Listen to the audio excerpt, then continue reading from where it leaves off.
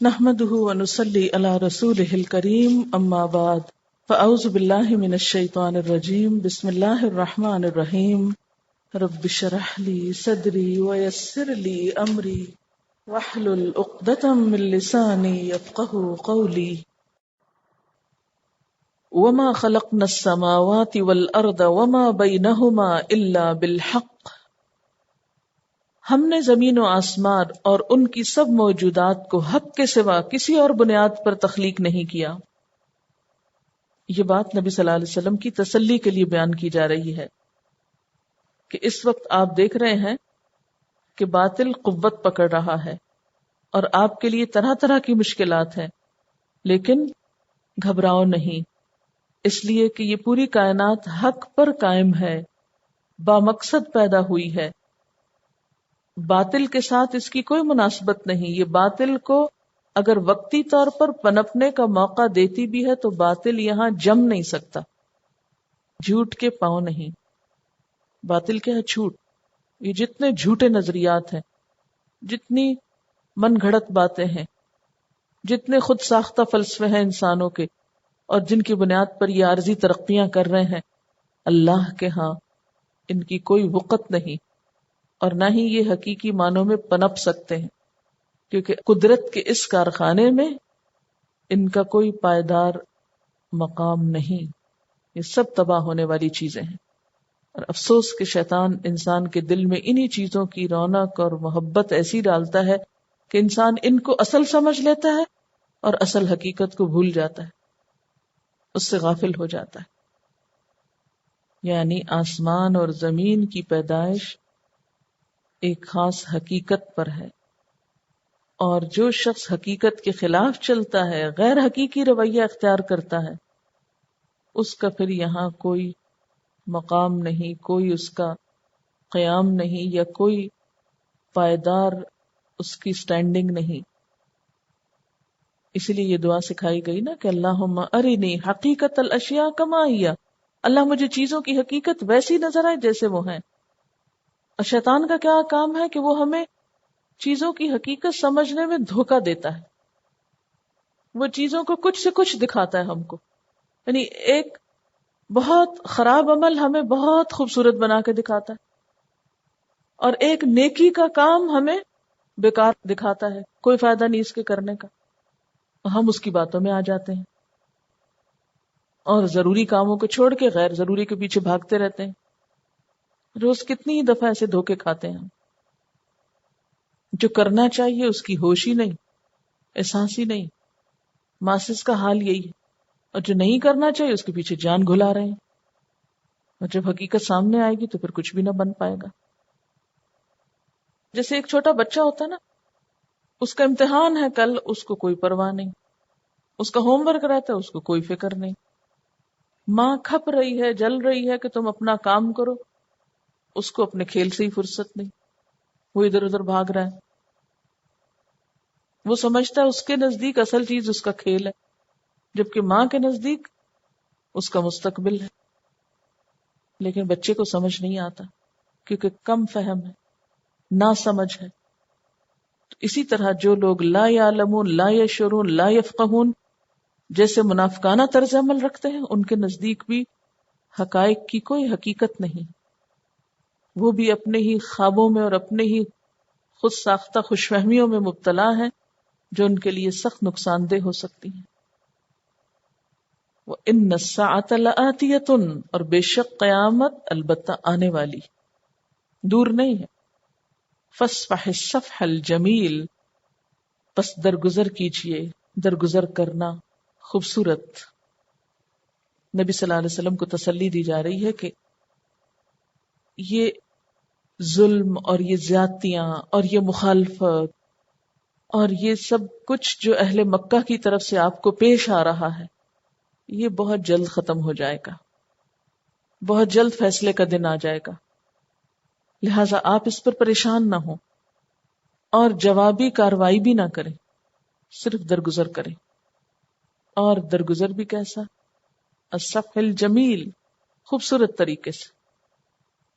اللہ کے دین کی دعوت میں الصفح الجمیل کی بہت زبردست اہمیت، جسے عام طور پر ہم نظر انداز کر جاتے ہیں. دین کا کام آگے نہیں بڑھ سکتا، پھیل نہیں سکتا جب تک کہ داعی کے اندر یہ خصوصیت نہ ہو، یہ صفت نہ ہو. کیا؟ الصفح الجمیل. صرف صفح نہیں، صفح کا کیا مطلب؟ نظر انداز کرنا، اگنور کرنا، درگزر کرنا، اس کو اہمیت نہ دینا، ایک طرف کر دینا، اسے اپنی زندگی کا ہم غم نہ بنانا، اپنی نظر اپنے مقصد پہ رکھنا. مکی صورت ہے الحجر، اور مکہ میں مسلمانوں کو جس قسم کی تکالیف کا سامنا تھا اور جو مشکلات تھی، اگر آپ اپنے ذہن میں رکھ لیں اور پھر یہ لفظ پڑھیں الصفح الجمیل، تو اس میں ہم سب کے لیے ایک سبق کہ اگر ہم اللہ کے دین کے لیے نکلیں، پڑھنے کے لیے یا پڑھانے کے لیے، سیکھنے کے لیے، سکھانے کے لیے، تو یہ ہو نہیں سکتا کہ مشکلات نہ آئیں، رکاوٹیں نہ آئیں، مخالفتیں نہ ہوں، اعتراض نہ ہو، الزام نہ ہو. بہت کچھ ہوگا. ان راہوں پہ تو کانٹے بھی بچھائے جاتے ہیں، پتھر بھی مارے جاتے ہیں، اور بھی بہت کچھ آتا ہے. ایسے میں کیا کرنا ہے؟ اعراض. اس کا معنی کیا ہے؟ الصف الجمیل کیسے ہوگا؟ ایک تو یہ کہ انسان اس لیول پر نہ آئے جس پہ مخالفین آ رہے ہیں. نمبر 2 یہ کہ انسان غیر متعلقہ بحثوں میں نہ پڑے. کوئی جھگڑا چھیڑے اس کے ساتھ آ کے تو اس میں مشغول ہونے کی بجائے اور اس کو چپ کرانے کی بجائے اور اس کو سیٹسفائی کرنے کی بجائے اور اس کی ہر بات کا جواب دینے کی بجائے اعراض کا اصول اختیار کر لے اور اپنا کام کرتا جائے. ورنہ تو ساری زندگی اور انرجی بحث مباحثے میں ہی گزر جائے گی، لگ جائے گی، اور اصل کام کے لیے وقت ہی نہیں بچے گا. اور اس کی بجائے انسان آخرت پر نظر رکھے، وہاں کے لیے اپنا ٹھکانہ سوچے کہ وہاں مقام کیا ہوگا، اس جگہ کی جواب دہی کو سوچے. اسی لیے فرمایا پہلی بات تو یہ کہ اللہ سچائی کو ہی قبول کرتا ہے، جھوٹ اور دھوکے فریب کی اس کے ہاں کوئی جگہ نہیں. نمبر 2 یہ قیامت آنے والی، حق کو باطل کھل جائے گا، وہاں کسی کا کچھ چھپا نہیں رہے گا. اور نمبر 3 یہ کہ آپ اپنے آپ کو لا یعنی اور بیکار باتوں میں مت الجھائیں، جو کام کہا گیا ہے وہ کرتے جائیں. ان ربک هو الخلاق العلیم، بے شک تیرا رب وہ خلاق علیم ہے، زبردست پیدا کرنے والا ہے، بہترین کاریگر ہے اور خوب جاننے والا ہے. وہ اپنی مخلوق پہ پوری قدرت رکھتا ہے، اس نے بنایا ہے، وہ نہیں جانتا کہ کیسے پکڑوں ان کو.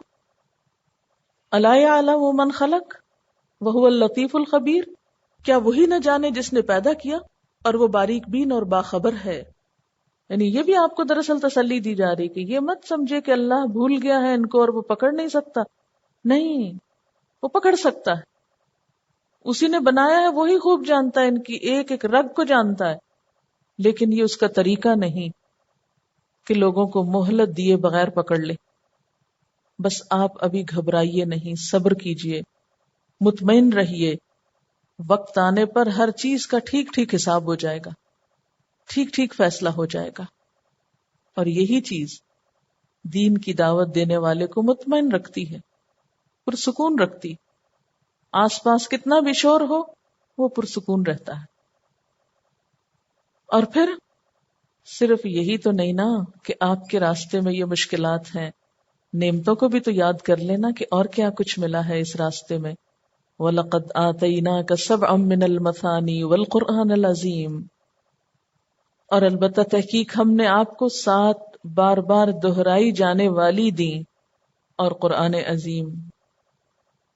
یعنی اگر ایک طرف آپ پر الزامات ہیں، آپ کے ساتھ سوشل بائیکاٹ ہے، آپ کے راستے میں کانٹے ہیں، دکھ اور تکلیفیں ہیں، تو دوسری طرف احسان عظیم بھی تو ہے اللہ کا کہ قرآن عظیم جیسی چیز آپ کو عنایت ہوئی.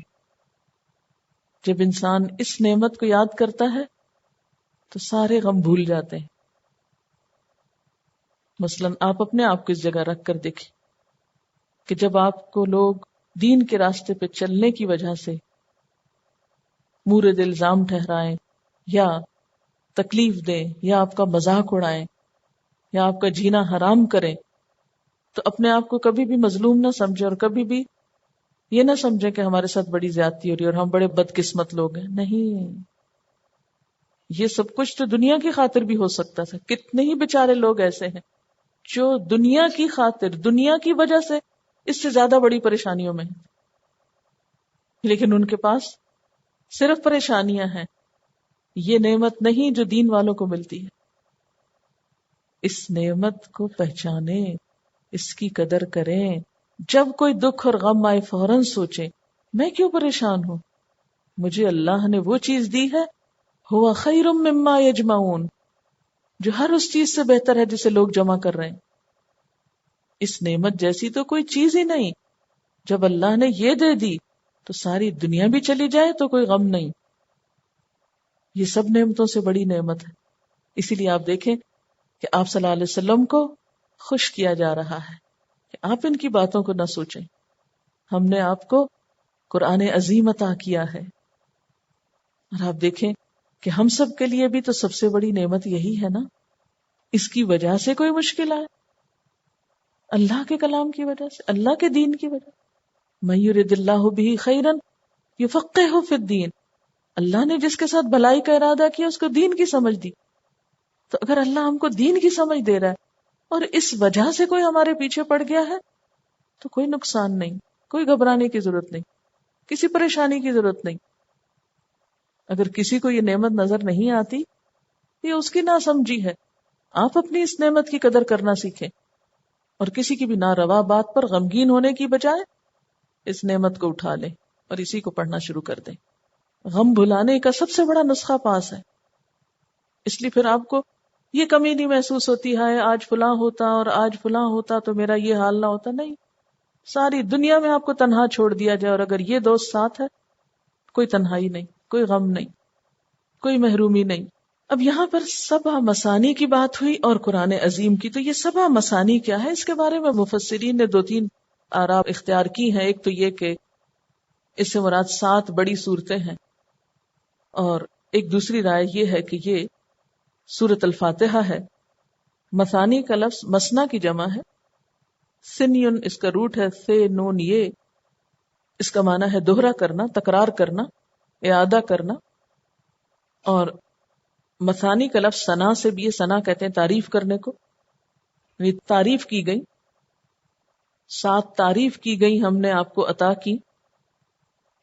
تو پھر اس سے مراد وہ 7 صورتیں بھی ہو سکتی ہیں بعض کے خیال میں، اور بعض کے خیال میں سورۃ الفاتحہ ہے جو دن میں کئی دفعہ دہرائی جاتی ہے.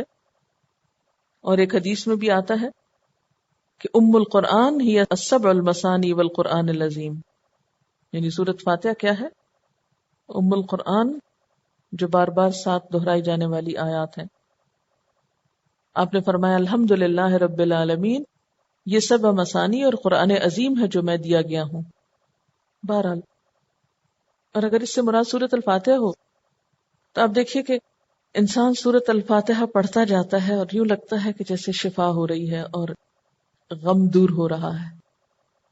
تو ایک ہڈن میسج اس میں یہ بھی ہے کہ غم اور دکھ کے موقع پر، تکلیف کے موقع پر قرآن حکیم جو ہے وہ سارے کا سارا، اور خصوصاً سورۃ الفاتحہ، یہ شفا ہے. سورۃ الفاتحہ کا تو ایک نام بھی کیا ہے؟ شفا. یعنی روحانی غم ہو یا جسمانی غم، ایسے موقعوں پر یہ ایک مرہم کا کام کرتا ہے.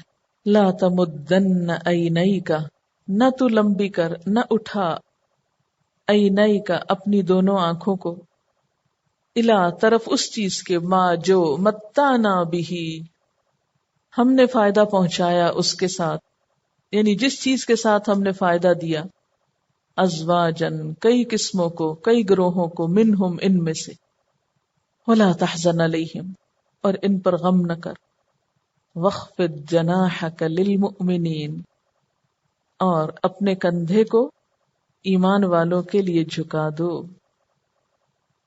یعنی ہم نے آپ کو اتنی عظیم نعمتیں عطا کی ہیں، اس لیے دنیا اور اس کی زینتیں اور دنیا کے مختلف لوگوں کو ملنے والی نعمتیں، ان کی طرف تو آپ نظر اٹھا کے بھی نہ دیکھو.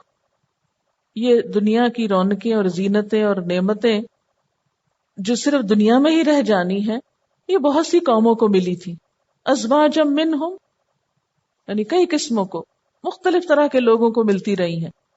کسی کو کچھ ملا، کسی کو کچھ ملا، کسی کے حصے کچھ آیا. یہ تو ہوتا ہی رہا، لیکن آیا اور گیا. جو کچھ آپ کو ملا یہ جانے والا نہیں. آپ دیکھیں نا، علم وہ دولت ہوتی ہے جسے کوئی نہیں چرا سکتا، جسے کوئی چھین نہیں سکتا، جسے کوئی لے نہیں سکتا. یہ قبر میں بھی ساتھ جائے گا، آخرت میں بھی ساتھ جائے گا. اور دنیا کی باقی نعمتیں جو لوگوں کے پاس ہیں، جن کی وجہ سے وہ تکبر کر رہے ہیں، وہ سب ختم ہونے والی. تو یہاں آپ صلی اللہ علیہ وسلم کے ذریعے ہم سب کو بھی تسلی دی جا رہی کہ اگر دین کی وجہ سے تمہاری کوئی توہین کرے، مثلا اس راستے میں لگنے کی وجہ سے اگر دنیا میں کوئی کمی کسر لگ جائے، یعنی دنیاوی مال و دولت اور دنیاوی نام و نمود اور نمائش کی کچھ کمی ہو جائے، تو اس میں حسرت و یاس کا شکار ہونے کی ضرورت نہیں کہ ہے فلاں کے پاس تو اتنا بڑا گھر ہے، فلاں کی گاڑی ایسے ہے. تو اس میں حسرت و یاس کا شکار ہونے کی ضرورت نہیں کہ ہے فلاں کے پاس تو اتنا بڑا گھر ہے، فلاں کی گاڑی ایسے ہے، فلاں کی جاب ایسی ہے، فلاں کے پاس ایسی اور ایسی چیزیں ہیں، میں نے کیا کمایا دین کے پیچھے لگ کے. اگر میں بھی آج فلاں سبجیکٹ پڑھتی یا فلاں کام کرتی تو اتنا اتنا مجھے بھی مل جاتا. اس کو تو اتنی اچھی جاب مل گئی اور مجھے تو اچھے کپڑے بھی نصیب نہیں. ایک قرآن پڑھنے والا کبھی ایسی چیزوں پہ غم نہیں کرتا. ایک حدیث ہے جو میں اس وقت پوری طرح الفاظ یاد نہیں، لیکن بہت زبردست حدیث ہے کہ وہ شخص جس کو اللہ نے قرآن کی نعمت دی ہو، پھر وہ کسی اور چیز سے مروب ہو، تو وہ دراصل قرآن کی ناقدری کرتا ہے. جس کو یہ مل جائے اسے کسی اور چیز سے مروب اور امپریس ہونے کی ضرورت نہیں. نہ اسی کسی کے بڑے گھر سے کوئی مروبیت ہوتی ہے، نہ کسی کے بڑی تنخواہ سے یا بڑے مال سے یا جاب سے. سب آنے جانے والی چیزیں بہتوں کے پاس آئیں اور گئیں. یہ ابھی پیچھے جن قوموں کا ذکر ہے، ان کی ترقیاں اور ان کی عمارتیں اور ان کی سب بڑی بڑی فنون لطیفہ کی چیز سب ڈوبی تھی، سب چلے گئے پہاڑوں میں گھر بنا کے. یہ چیزیں ریجھنے کی نہیں، ان پہ حسرت کرنے کی نہیں. حسرت تو اس سینس میں ہونی چاہیے کہ وہ تو سب فنا ہونے والی. یعنی مقصود کیا ہے بات کا کہ انسان جب دین کی راہ پہ چلے تو پھر دنیا کے چھٹ جانے یا کم ہونے یا کم ملنے کا غم نہ کرے، احساس کمتری سے بچے. وہ کمتر نہیں ہے جس کے پاس ہوا خیر مما یجمعون ہے، اس پر غم نہ کرے، اس کو پا کر تو خوش ہو جائے. قل بفضل اللہ وبرحمتہ فبذلک فلیفرحوا هو خیر مما یجمعون. ایک داعی کا غم کیا ہوتا ہے کہ وہ لوگوں کی گمراہی اور لوگوں کے بگاڑ پہ غمگین ہوتا ہے. اور یہ غم بھی جو یہاں کہا گیا نا، ان پہ غم نہ کر، مراد یہ کہ مایوسی والا غم نہ کر. دوسرا غم تو مطلوب ہے کہ انسان دوسروں کے بارے میں دکھی ہو کہ ان کا انجام کیا ہوگا. اور اس کے بعد وخفض جناحک للمؤمنین، آپ غم کریں گے تو ان باقی آپ کے پیروکاروں کا کیا ہوگا. لیکن گھر میں اگر ماں پریشان ہو تو بچے سہم جاتے ہیں کہ ماں کو کیا ہوا. تو حضور صلی اللہ علیہ وسلم ایک لیڈر ہے نا، اگر وہ کسی بھی قسم کی مایوسی کا شکار ہوتے ہیں یا کسی بھی قسم کے ایسے شدید غم کا شکار ہوتے ہیں تو جو آپ کے فالوورز ہیں ان کے دل بیٹھ جائیں گے. تو اس لیے آپ کیا کریں، آپ اپنے ساتھیوں کو اس طرح اپنے ساتھ سمیٹ لیں جس طرح پرندہ اپنے بچوں کو سایہ شفقت میں لے لیتا ہے. یعنی جناح کا لفظ ونگ کے لیے استعمال ہوتا ہے. کبھی آپ نے دیکھا مرغی چھوٹے چھوٹے چوزوں کو اپنے ونگز کے نیچے کیسے لیتی؟ کبھی سین دیکھا ہے؟ بہت خوبصورت سین ہوتا ہے. اب ظاہر ہے جہاں آپ رہتے ہیں وہاں بندوں کے رہنے کی جگہ کم ہے، تو مرغیاں کہاں سے رکھیں گے اور یہ سین کہاں دیکھیں گے. میرا بچپن میں ایک پورا سال گاؤں میں گزرا ہے، میں نے نیچر کو بہت قریب سے دیکھا، اور ایسے یہ بچوں کو وہ پروں کے نیچے لینے کا سین مجھے کبھی نہیں بھولتا. بہت اچھا لگتا ہے کہ ہوتا یہ تھا جب کبھی کوئی جہاز گزرتا جو شور ہوتا تو مرغی فوراً ٹک ٹک کر کے بلاتی پر اپنے بچوں کو اور سب کو اپنے پروں میں سمیٹ لیتی. بالکل وہی چیز ہے یہاں کہ آپ اپنے ساتھیوں کو جو دین کے راستے میں آپ کے ساتھ ہیں شفقت اور محبت کے ساتھ اپنے پروں میں سمیٹ لیں. ان کو آپ کی ضرورت ہے. اور یہ دراصل کیا ہوتا ہے، جیسے مرغی کیئر کر رہی ہوتی ہے نا بچوں کی، ان کو تکلیف سے ہلاکت سے بچاتی ہے، تو آپ بھی ان کو ہلاکت سے اور بھٹکنے سے اور دور ہونے سے بچائیے، کیونکہ جو بچہ پر کے نیچے نہیں آئے گا پھر کیا ہوگا، اس کو چیل آ کے لے جائے گی، جیسے اکیلی بھیڑ کو بھیڑیا کھا جاتا ہے۔ اسی طرح جو انسان اپنے استاد کے ساتھ یا مربی کے ساتھ تعلق نہیں رکھتا اور جو مربی ان کی کیئر نہیں کرتا، پھر وہ بے سہارا بچوں کی طرح ادھر ادھر گم ہو جاتے ہیں۔ اس لیے یہ رول جو ہے بڑا اہم ہے، وَخْفِضْ جَنَاحَكَ لِلْمُؤْمِنِينَ۔ آپ نے غور نہیں کیا سورۃ التوبہ کے آخر میں آپ صلی اللہ علیہ وسلم کی جو صفات آئیں، رؤوف رحیم، بالمؤمنین رؤوف الرحیم، اور پھر حریص علیکم، اور یہاں پر کیا ہے، وَخْفِضْ جَنَاحَكَ لِلْمُؤْمِنِينَ۔ یعنی گویا ایک مربی جو ہوتا ہے، مربی کا مطلب سمجھتے ہیں، مربی ہوتا ہے تربیت کرنے والا، جیسے آپ کے استاد ہیں۔ تو ایک مربی جو ہوتا ہے وہ اپنے جو زیر تربیت افراد ہوتے ہیں ان کے لیے بہت کیئرنگ ہوتا ہے، ان کی نگہداشت کرتا ہے، یعنی یہ تربیت کے عمل کو ظاہر کر رہی ہے بات۔ وَقُلْ إِنِّي أَنَا النَّذِيرُ الْمُبِينُ، اور آپ کہہ دیجئے کہ بے شک میں تو کھلم کھلا ڈرانے والا ہوں، خبردار کرنے والا ہوں۔ اور انذار کون سا ڈر ہوتا ہے؟ جس میں شفقت بھی ہوتی ہے، ٹھیک ہے، یعنی ایک طرف شفقت اور محبت اور دوسری طرف خبردار کرنا بھی۔ یہ کفار کے لیے استعمال ہو رہا ہے کہ ان کے کفر پر آپ غمگین نہ ہوں اور مومنوں کے ساتھ آپ اٹیچ ہو جائیں۔ آپ صرف مخالفوں کو کیوں دیکھ رہے ہیں؟ آپ کے ساتھی بھی تو ہیں، ان کو سمیٹ لیں، ان کے بیچ میں بیٹھیں۔ یہ ایک ترکیب بتائی جا رہی ہے کہ جب انسان دین کے راستے میں تنہا چلتا ہے تو کیا ہوتا ہے اس کے ساتھ؟ نہیں چل سکتا، اس کو انسانوں کی ضرورت ہوتی ہے اپنے ساتھ۔ تو یہاں پر بھی آپ صلی اللہ علیہ وسلم کو کہا جا رہا ہے کہ آپ کیوں صرف ان کی باتوں کی پرواہ کرتے ہیں؟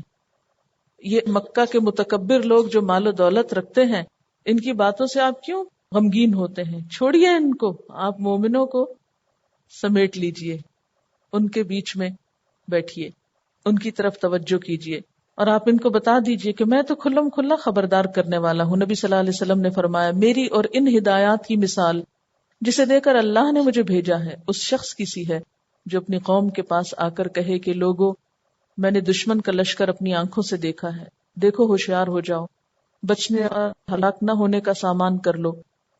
اب کچھ لوگ اس کی بات مان لیتے ہیں اور اسی عرصے میں چل پڑتے ہیں اور دشمن کے پنجے سے بچ جاتے ہیں، لیکن بعض لوگ اسے جھوٹا سمجھتے ہیں اور بے فکری سے وہیں پڑے رہتے ہیں کہ ناگاہ دشمن کا لشکر آ پہنچتا ہے اور گھیر گھار کے انہیں قتل کر دیتا ہے۔ بس یہ ہے مثال میرے ماننے والوں کی اور نہ ماننے والوں کی۔ کما انزلنا، جیسا کہ ہم نے نازل کیا۔ کیا نازل کیا؟ اس کے دو معنی بیان کیے گئے ہیں، ایک تو قرآن اور دوسرے عذاب۔ پھر المقتسمین، تو مقتسمین کے بھی کئی معنی۔ ایک معنی کیا گیا ہے اس سے مراد قریش کی قوم ہے، یہ کتاب آئی تھی جن کے پاس، انہوں نے کیا کیا؟ اسے تقسیم کر دیا، بعض حصے کو شعر کہا، بعض کو سحر کہا، بعض کو کہانت کہا، بعض کو اساطیر الاولین قرار دیا۔ پھر مقتسمین سے مراد اہل کتاب ہے، اور قرآن سے مراد جو اگلی آیت میں آ رہا ہے تورات اور انجیل ہے، یعنی انہوں نے آسمانی کتابوں کو متفرق اجزاء میں بانٹ دیا۔ یا پھر مقتسمین سے مراد صالح علیہ السلام کی قوم ہے، یعنی قوم سمود، جنہوں نے آپس میں قسم کھائی تھی کہ صالح علیہ السلام اور ان کے گھر والوں کو رات کے اندھیرے میں قتل کر دیں گے۔ قالوا تقاسموا باللہ لنبیتنہ واہلہ، تو فرمایا ان اہل مکہ کا حال بھی ایسا ہی ہے جیسا مقتسمین کا حال تھا۔ الذین جعلوا القرآن عضین، جنہوں نے قرآن کو ٹکڑے ٹکڑے کر دیا، پارا پارا کر دیا، بعض باتوں کو مانا اور بعض کا انکار کر دیا۔ اور اگر اس سے مراد اہل کتاب لیے جائیں مقتسمین سے، تو انہوں نے کیا کیا تھا؟ افتؤمنون ببعض الکتاب وتکفرون ببعض، بعض حصے کو مانا اور بعض کا انکار کر دیا۔ اور عزین جو ہے یہ عزت ان کی جمع ہے، اسی سے عضو بھی نکلا ہے لفظ۔ عضو کس کو کہتے ہیں؟ پارٹ آف باڈی، عضو۔ تو عزین یعنی ٹکڑے، عزت ان سے، عین دوات توئے۔ تو مراد اس سے کیا ہے؟ بعض باتوں کو ماننا اور بعض کو نہ ماننا۔ اب یہ ہے کہ کسی بھی چیز کو پانے کے دو درجے ہوتے ہیں، ایک اس کے اجزاء کو پانا اور ایک اس کی پوری حقیقت کو پانا. مثلا آپ کیا ہیں؟ ہاتھ ہیں یا چہرہ ہیں یا بازو ہیں یا کیا چیز ہے؟ آپ مل کے ہی کچھ بنتے ہیں نا. صرف ایک حصے سے تو آپ نہیں بن جاتے کہ بن جاتے. کیا آپ کے ہاتھ کو آپ کا نام دیا جا سکتا ہے؟ نہیں. تو اسی طرح قرآن کے کسی حصے کو لے لینا اور کسی کو چھوڑ دینا، یہ دین کو لینا نہیں، قرآن کو لینا نہیں. تو اہل کتاب نے بھی یہی قصور کیا اور پھر آج مسلمان بھی یہی کر رہے ہیں کہ قرآن کی ایک آیت کو لے کر پورے دین کو اس کے گرد گھماتے، یا قرآن کے صرف چند پارٹس پڑھتے، چند حصے لیتے، یا اپنے مفاد اور اپنی مرضی کے مطابق جو چیزیں ہوتی ہیں وہ تو لے لیتے ہیں، اور جو اپنی مرضی کے خلاف جاتی ہیں ان کو ایک طرف کر دیتے ہیں. تو یہ رویہ اور یہ طریقہ جو ہے یہ درست نہیں. فَوَرَبِّكَ لَنَسْأَلَنَّهُمْ أَجْمَعِينَ، پس تیرے رب کی قسم ان سب سے ہم ضرور پوچھیں گے، ان سب کا حساب لیں گے. کس کا حساب لیں گے؟ کہ انہوں نے اللہ کی کتاب کے ساتھ ایسا کیوں کیا، اسے ٹکڑے ٹکڑے کیوں کیا، اسے کیوں مختلف چیزوں میں بانٹ دیا. اچھا، ہم ایک پریکٹیکلی بھی ایسا کام کرتے ہیں. جیسے عام طور پہ قرآن خوانی میں کیا ہوتا ہے، ایک پیج ایک پڑھتا ہے، دوسرا دوسرا، ایک حصہ ایک پڑھتا ہے، دوسرا دوسرا، ایک ایک سپارہ لوگ پڑھتے ہیں، پھر کہتے ہیں قرآن ختم ہو گیا. حیرت کی بات ہے. تو یہ ٹکڑے ٹکڑے کرنا جو ہے، اور کسی نے کچھ پڑھا کسی نے کچھ. اب سورت ہجر ہی کو دیکھیں آپ، کہاں شروع ہوتی ہے؟ 13ویں سپارے کے آخر میں ایک آیت ہے اور 14ویں سے آگے پوری سورت ہے. تو یہ بھی آپ نے اس کو حصہ کر دیا. دنیا کی کسی کتاب کے ساتھ آپ ایسا نہیں کرتے کہ چلو ایک پیج کہانی کا تم پڑھو ایک میں پڑھوں. آپ نے دیکھا ہوگا کوئی اور اخبار ساتھ آپ کے پڑھنے لگ جائے تو آپ بے چین ہو جاتے ہیں کہ یا تو تم پڑھ لو تو یا مجھے دے دو. لیکن قرآن کے ساتھ یہ معاملہ، فَوَرَبِّكَ لَنَسْأَلَنَّهُمْ أَجْمَعِينَ، تیرے رب کی قسم ان سب سے ہم ضرور پوچھیں گے انہوں نے ہماری کتاب کے ساتھ یہ کیا کیوں. اما کانوا یعملون، جو کچھ یہ کرتے رہے ہیں. فَاصْدَعْ بِمَا تُؤْمَرْ، فَاصْدَعْ پس کھول کر سنا دو. صاد دال عین صدع، لفظی معنی ہوتا ہے پھاڑنا. صدع ٹھوس اجسام جیسے شیشہ، لوہا وغیرہ، اس میں شگاف ڈالنا، سوراخ کرنا. صدع الامر کا معنی ہوتا ہے کسی معاملے کو ظاہر اور واضح کر دینا، حق کو باطل میں تمیز کرنا.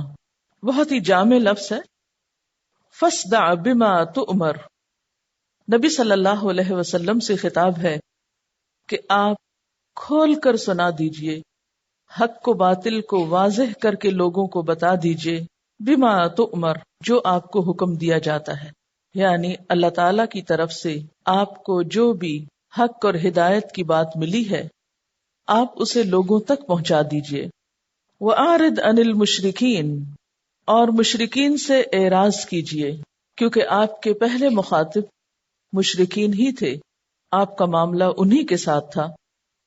لہذا حکم دیا جا رہا ہے کہ جب آپ ان کے سامنے حق کا پیغام رکھیں گے تو لازماً وہ آپ سے ناراض ہوں گے، آپ سے الجھیں گے. ایسے موقع پر آپ اعراض سے کام لیجئے. اس دنیا میں چونکہ ہر انسان کو بولنے کی صلاحیت ملی ہے، بات کرنے کی چھوٹ ملی ہوئی ہے، اس لیے عموماً یہ ہوتا ہے کہ جب کوئی شخص اللہ کی طرف لوگوں کو بلاتا ہے تو طرح طرح کی بے معنی باتیں اس کے خلاف شروع ہو جاتی ہیں. لوگ طرح طرح کے غیر متعلق مسائل چھیڑ دیتے ہیں، irrelevant باتیں، اس میں دین کی طرف بلانے والے کو الجھاتے ہیں. ایسے موقع پر اللہ کے راستے کی طرف بلانے والے کا کام کیا ہے کہ وہ ان تمام باتوں، بحثوں، الزامات کے جواب میں اعراض کا رویہ اختیار کرے. اور یہی ایک مثبت طریقہ ہے کہ الجھنے والوں سے الجھا نہ جائے. جھاڑیوں کے بیچ میں گزرتے ہوئے اپنے دامن کو بچا لیا جائے، اور حق کی جو بات اس تک پہنچی ہے اس کا پورا اعلان کر دے، اسے چھپائے نہیں لوگوں کے خوف سے. فصدع میں اعلان بھی پایا جاتا ہے، یعنی کھلے طور پر بتا دیجئے. وآخر دعوانا ان الحمد للہ رب العالمین. سبحانک اللہم وبحمدک نشہد ان لا الہ الا انت نستغفرک ونتوب الیک. السلام علیکم ورحمۃ اللہ وبرکاتہ.